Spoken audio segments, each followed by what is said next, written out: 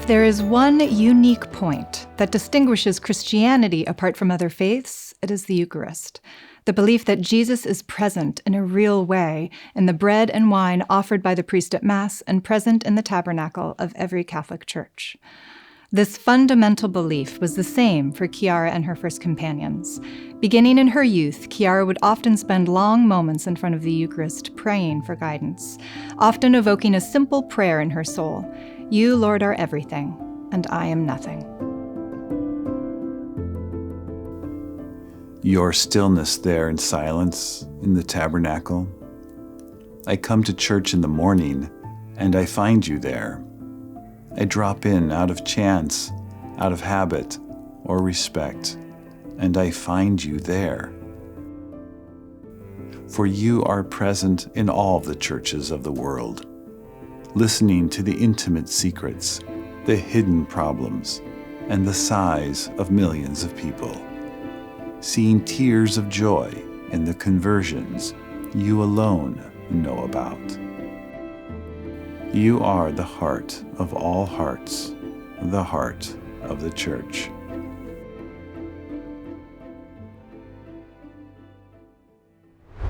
Time in front of the Eucharist, as a moment before Mass, during a spontaneous visit to a church, or during a scheduled time for Eucharistic adoration, is a common experience for many Catholics. It is one of the treasures of the faith, a time to entrust ourselves, our joys, and our difficulties to Jesus, who is present there. Let's listen to Laura Meisenhelter share how daily Eucharistic adoration helped guide her through a crisis at her job.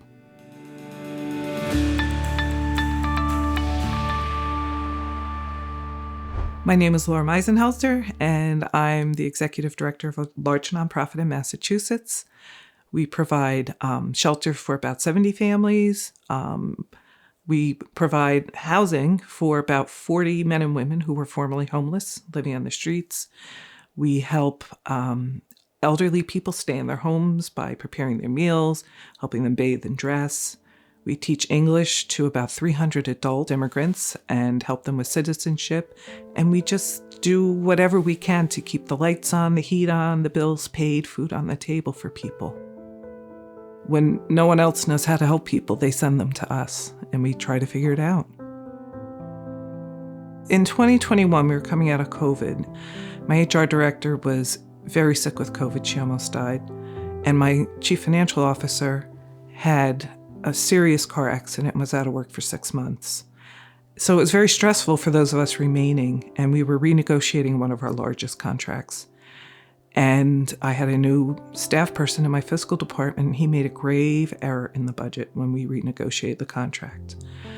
And we were incredibly short of funds. We were losing money every day.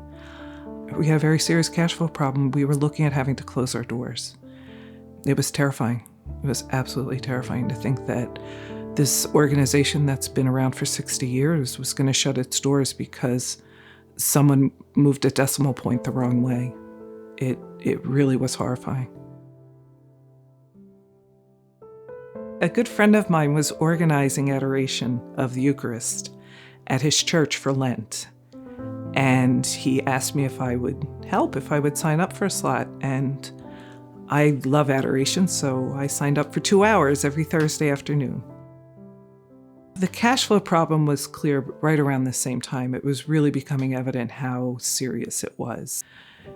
And I just felt so hopeless. I felt so hopeless. And I would go to the Eucharist on Thursdays and pretty much bargain with God, like, I'll do this, I'll do that, just fix the problem for me. Help me fix this problem. And he wasn't fixing the problem. So every Thursday I would go before the Eucharist. And finally one day early on in Lent, maybe the second or third week, probably the third week, I let it go. I said, I can't do this by myself. I have to let it go. I'm giving it to you because I don't know the solution. And things started to get better after that, just a little bit. Started to have ideas, shared with my board of directors. They didn't fire me.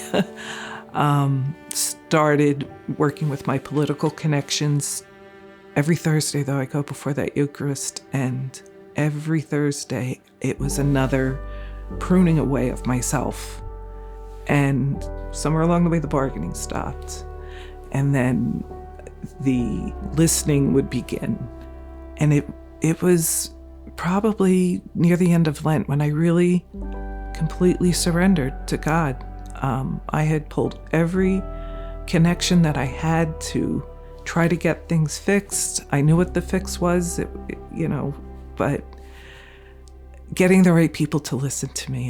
And I just completely surrendered in front of the Eucharist and said, I'm nothing, you're everything. You help me, show me what to do, guide me. A couple days later, I had a meeting with a man who can make a difference for me. And I asked my friends to pray for me as I entered this meeting, because this was a make or break meeting. There was a lot riding on it. And they said, sure, what do you want us to pray for? And I said, $400,000. I need $400,000. I did not intend to ask this man for $400,000. My intention was to ask for maybe $50,000. Anything helps. So he and I met over the phone, and he's like, just tell me everything, just lay it out. And I just explained everything, and he understood. And he said, how much do you need? Not, what are you going to ask for? How much do you need? And I said, $400,000. And he said, I might have it. I think I have it. I couldn't believe it. I had no words. It was incredible. I couldn't wait to tell my friends. It took several months, but after that moment, everything started to come together. And we're just over a year later, and we're in the black. It's a miracle. I'd always heard, you have to surrender. You have to let room for God to come into your life and let him work through you. And in my life, I'm used to being the boss and making all the decisions and calling the shots. And I wasn't calling the shots this time. It was very humbling. And it really, really helped me understand where I belong in the world, what my role is and what my piece is. I'm just a conduit. You have to be empty so that God can work and God can do the good work that he wants done. Communion. The Eucharist brings us into communion with God and into communion with one another. It is the sacrament of unity. It is the binding force of a parish or community, as well as the means to holiness for individuals. These are no small gifts which God offers us through the Eucharist. To better understand the role of the Eucharist as the sacrament of unity, we asked Father David Ryder to share how the Eucharist is the grace that binds a parish together and its impact on parishioners as they go out to be a sort of communion for others. Every parish is a diverse community. There's a lot that makes us different in a parish. No matter how big or how small the parish is, we're different in our cultural backgrounds, we're different in our life experiences, we're different in our political persuasions, our genders, our ages. So a parish is a diverse community. There's also a lot that brings people together in a parish, that unites people. Common faith, common worship, common charitable undertakings that we carry out together. But nothing unites people in a parish more than the Eucharist. The Eucharist as the bond of unity. All of us are joined as brothers and sisters in the body of Christ by baptism. We have that link with each other. But the Eucharist is what strengthens those bonds that are already established through baptism. So every time we receive the Eucharist, we grow closer to each other mystically and spiritually.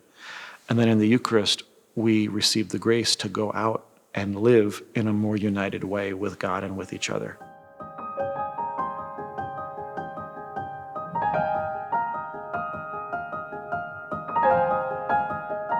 Well, we know that the effects of the Eucharist do depend on our dispositions, whatever the effects are. So we want to always come with a hunger for the Eucharist, a great faith in it.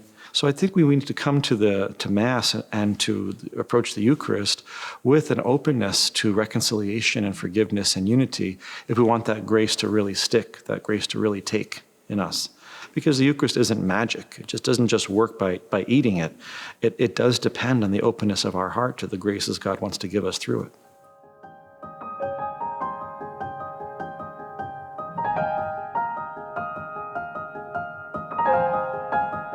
I would say that we're not Pelagians. Pelagianism is a heresy that takes its name from a heretic named Pelagius, who taught that we can get to heaven, we can be saved by our own merits, our own efforts, without the help of God's grace.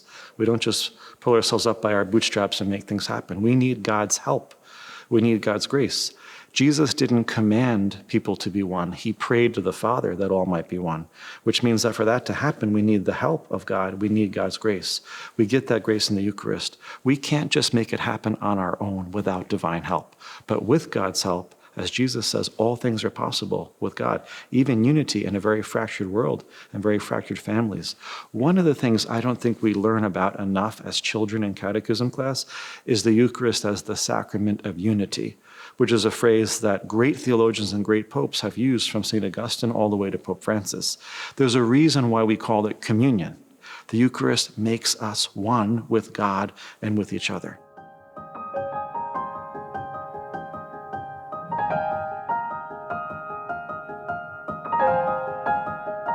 You know where I've seen it the most has been during election seasons. Because the Catholic Church is a politically diverse institution, and every parish has people of different political persuasions. And that can be very difficult for people to coexist in one church, in one faith, as in America, Republicans or Democrats. But to point out to people that there's something that transcends political parties, and that's the Eucharist, and that despite our differences politically, we can still be one around the Eucharist in faith, in worship, and especially around the table of the Eucharist. I think, and I found in real life, that gives people a lot of hope that we can continue going forward together, even if we disagree on some very serious issues in our political system.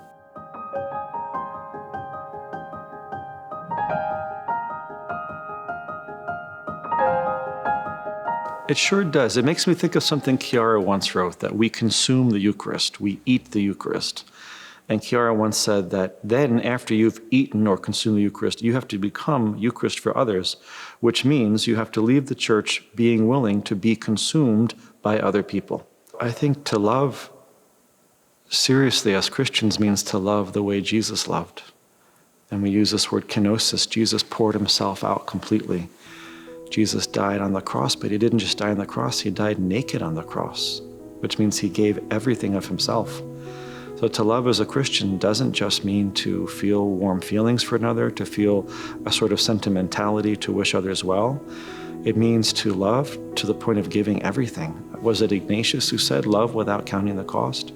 Mother Teresa said, love until it hurts. To really pour ourselves out completely for others, to allow ourselves to be consumed by others. So the Eucharist comes into this because it's through the Eucharist that we get the example and the grace to be able to do that.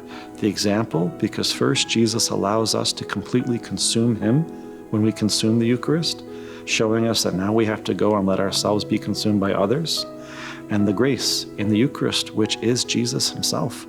We receive the grace in our souls to be able to do something superhuman, something we can't do on our own, which is to love like Jesus loved, to love to the point of being completely consumed, completely used up by the others.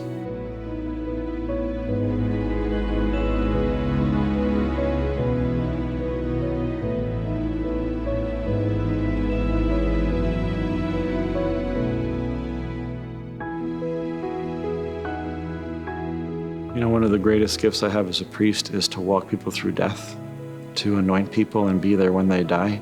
And I can tell you something from 10 years now of doing this many, many times. The people who are most afraid to die are the people who have loved the least. And the people who face death with the greatest serenity are the people who have loved the most. Because something becomes very clear at the moment of death, and it's that everything but love turns to mist. God and nobody else cares how much money's in your bank account, the kind of toys you had, the degrees you had, your accomplishment. All that matters is love.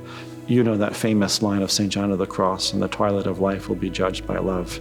In the end, that's all that matters. That's the criterion on which we're judged. And we have to try to live our lives in light of that fact.